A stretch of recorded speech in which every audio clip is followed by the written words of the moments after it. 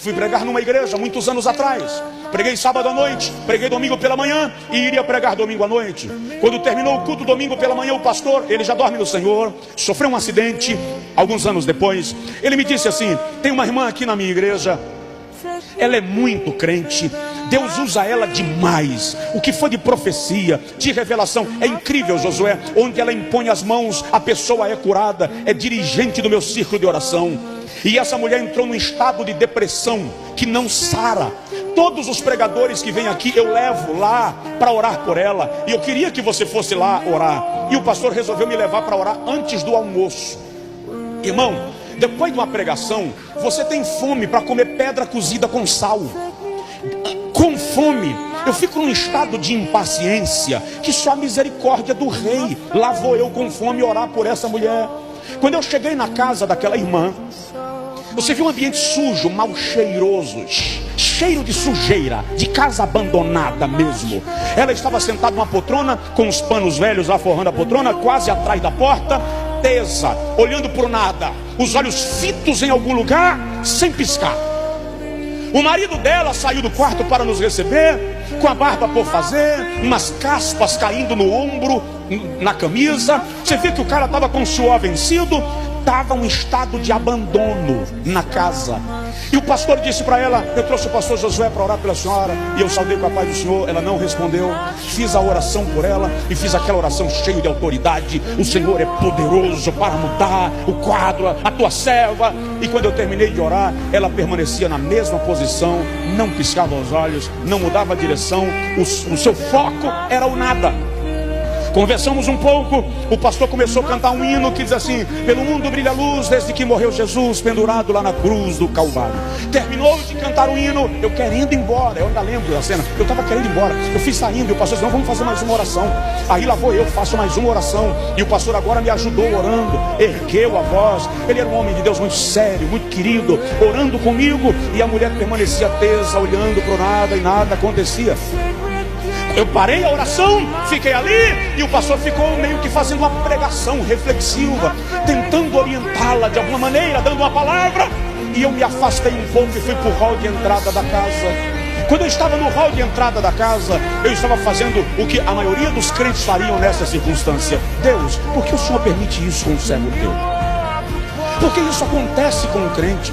A mulher dirige o círculo de oração, o Senhor usa a mulher para profetizar, o Senhor usa a mulher para curar enfermos e deixa ela entrar num estado de depressão nesse nível. Muito questionando, de repente caiu em cima de mim uma informação. Caiu como se fosse uma laje desabando na minha cabeça. E quando aquilo caiu, eu tomei um choque. E no choque que eu tomei, eu voltei e disse para o pastor: espera um pouquinho. E olhei para a irmã e disse assim: Deus nunca lhe usou.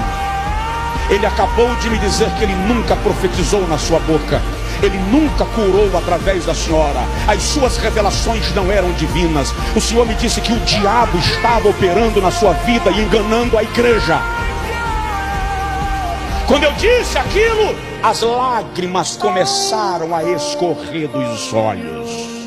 Eu ajoelhei na frente dela e disse: agora, minha irmã, fala o que foi que aconteceu, ou o diabo vai lhe levar em carne para o inferno.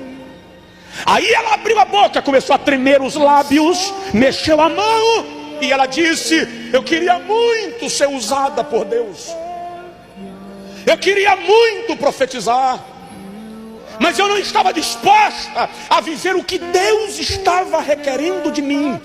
E um dia, numa madrugada, ela disse: me apareceu uma entidade maligna.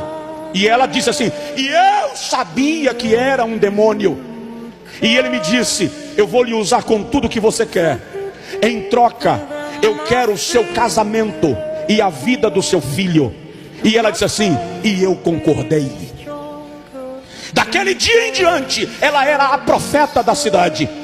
Quando ela terminou de falar, eu levantei, me afastei e disse: esse assunto é com a senhora e Deus. Eu não vou orar pela senhora, eu não vou interceder pela senhora, eu vou me afastar, é a senhora quem ora. Eu vou inclusive dar uma margem de distância, porque se Deus quiser mandar um raio e lhe matar, Ele não vai me chamuscar. Se resolva com Deus. Me afastei e voltei a cantar com o pastor. Essa mulher ajoelhou e começou a clamar, e começou a pedir perdão, e começou a gritar. Ela arrancava aqueles trapos de cima do sofá velho, gemia, chorava. Enquanto ela gemia e chorava, de repente a graça de Deus tomou conta daquela sala, e ela começou a falar em línguas estranhas, agora sim, do Espírito Santo. Nós estávamos lá para discernir e sabíamos que era o Espírito de Deus que havia recebido sua oração.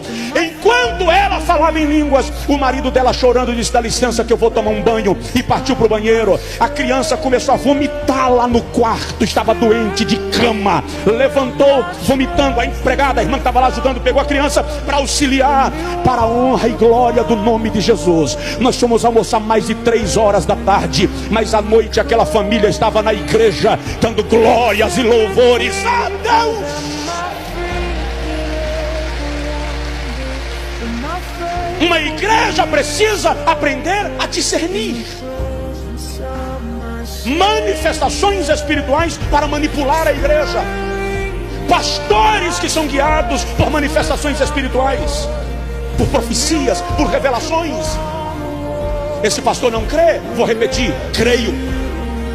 Esse pastor não acredita? Vou repetir: acredita. Mas não fui estabelecido como pastor para ser guiado por profecias e revelações. Quando Deus lhe usar em profecia, eu vou receber, mas vou levar para a oração, vou colocar diante dele para saber se atesta, confirma com aquilo que ele tem me dito. Então a igreja precisa discernir isto. Eu estou vendo, aliás, existem igrejas que os cultos são cultos puros de profecias, revelações, retetese, rebreprés. Para quê? No final das contas, base bíblica nenhuma, firmeza espiritual nenhuma, conhecimento de Deus nenhum. Eu vou repetir, estamos transmitindo pela internet. Esta igreja é pentecostal. Nós cremos nos dons do Espírito Santo, mas também cremos no discernimento para revelar se o Espírito vem de Deus. A Bíblia diz assim: provai se os Espíritos vêm de Deus.